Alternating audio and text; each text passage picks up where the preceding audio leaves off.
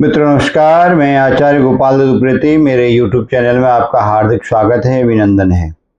मित्रों, आज बात करते हैं कि कामिका एकादशी के महात्म्य के बारे में। मैं उस कथा को श्रवण कराने के लिए आपको आया हूँ। तो शुरू करते हैं कामिका एकादशी के महात्म्य की कथा। और किस दिन पड़ेगी, क्या पारायण का समय रहेगा, ये भी मैं आपको बतलाऊंगा। तो शुरू करते हैं। कृष्णाय वासुदेवाय हरे परमात्मने प्रणतक्लेशनाशाय श्रीगोविंदाय नमो नमः। कुल कृष्ण कन्हैया लाल की जय। एक बार की बात है, कुंती पुत्र धर्मराज युधिष्ठिर बोले कि हे कृष्ण, हे भगवान, मैंने आषाढ़ मास के शुक्ल पक्ष की देवशयनी एकादशी का सविस्तार वर्णन सुना और आप मुझे श्रावण मास के कृष्ण पक्ष की एकादशी की कथा आप श्रवण कराइए। एकादशी का नाम क्या है तथा इसकी विधि क्या है, इसके कौन से देवता हैं और इसकी पूजा कैसे करनी चाहिए। तो भगवान कृष्ण बोले कि हे राजन, इस एकादशी की कथा कहता हूं, तुम ध्यानपूर्वक सुनो। एक समय इस एकादशी के पावन कथा को भीष्म पितामह ने लोकहित के लिए नारद जी से कहा। नारद जी को इस कथा को बताया। पितामह भीष्म आज कहते हैं कि नारद जी ने कहा कि पितामह, आज मेरी श्रावण मास के कृष्ण पक्ष की एकादशी की कथा सुनने की इच्छा है। आप एकादशी की व्रत की कथा विधि आप मुझे बताएं। तब भीष्म पितामह जो है नारद जी के वचनों को सुन करके बोले, नारद, आपने मुझसे बहुत अत्यंत सुंदर प्रश्न किया है, ध्यान लगा कर सुनो। श्रावण मास के जो एकादशी का नाम है उसका नाम है कामिका एकादशी। कथा सुनने मात्र से जो है वाजपेयी यज्ञ का फल प्राप्त होता है। तो कामिका एकादशी में व्रत में शंख चक्र गदाधारी भगवान विष्णु भगवान की पूजा करनी चाहिए। जो मनुष्य इस एकादशी की धूप दीप नैवेद्य आदि से भगवान विष्णु की पूजा करते हैं, वह गंगा स्नान के फल के बराबर उनको उससे बड़ा फल प्राप्त होता है। सूर्य ग्रहण, चंद्र ग्रहण में, केदार और कुरुक्षेत्र में स्नान करने से जो पुण्य फल प्राप्त होता है, वह पुण्य विष्णु भगवान की भक्ति पूर्वक पूजा करने से प्राप्त हो जाता है।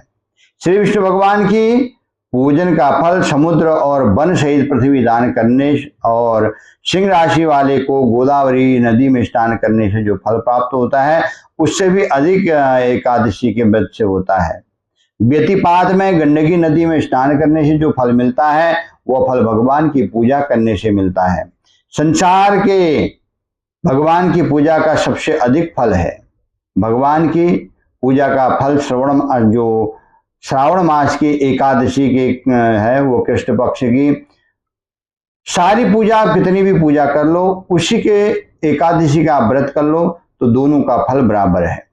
तो इसलिए आप जो है भक्ति पूर्वक भगवान की पूजा न बन सके तो श्रावण मास की कृष्ण पक्ष की कामिका एकादशी का व्रत करना चाहिए। आभूषणों से युक्त बछड़ा सहित गोदान करने से जो फल मिलता है, वही फल इस कामिका एकादशी का व्रत करने से मिल जाता है। जो उत्तम द्विज श्रावण मास के कृष्ण पक्ष की एकादशी का व्रत करते हैं, वो विष्णु की पूजा करते हैं। समस्त देव, नाग, किन्नर, पितृ आदि की पूजा होती है एकादशी की पूजा करने मात्र से। इसलिए पापी से डरने वाले व्यक्तियों को जो है विधि विधान से इस व्रत को करना चाहिए। और संसार सागर सब पापों में फंसे हुए मनुष्य को इससे छूटने के लिए कामिका एकादशी का व्रत करना चाहिए। संसार के जितने पाप हैं वो और छूटने का कोई उपाय नहीं है। कामिका एकादशी के व्रत से समस्त पाप नष्ट हो जाते हैं। संसार में इससे अधिक पापों को नष्ट करने वाला कोई उपाय नहीं है। तब भगवान नारद जी से स्वयं पितामह भीष्म कहते हैं, नारद, स्वयं भगवान ने अपने मुख से कहा है कि जो मनुष्य अध्यात्म विद्या से जो फल प्राप्त होता है, जिनको जो भगवान की भक्ति से जो फल प्राप्त होता है, उससे अधिक फल कामिका एकादशी का व्रत करने से मिल जाता है। इस व्रत के करने से मनुष्य अंतिम समय में अनेक दुखों से युक्त होते हुए भी यमराज तथा नरक के दर्शन नहीं करता है। कितने भी उसने पाप कर्म किए हों, कामिका एकादशी का व्रत कर ले तो यमराज के भी दर्शन नहीं करता, न नरक के दर्शन करता है।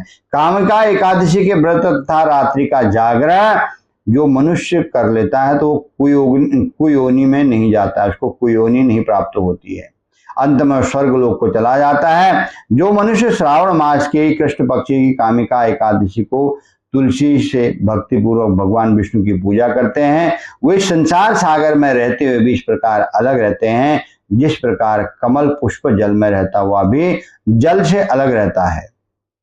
भगवान की तुलसी दल से पूजा करने का फल 1 भार स्वर्ण मतलब 4 तोले के बराबर करीबन 1 भार माना जाता है और 4 भार चांदी के दान के फल के बराबर है।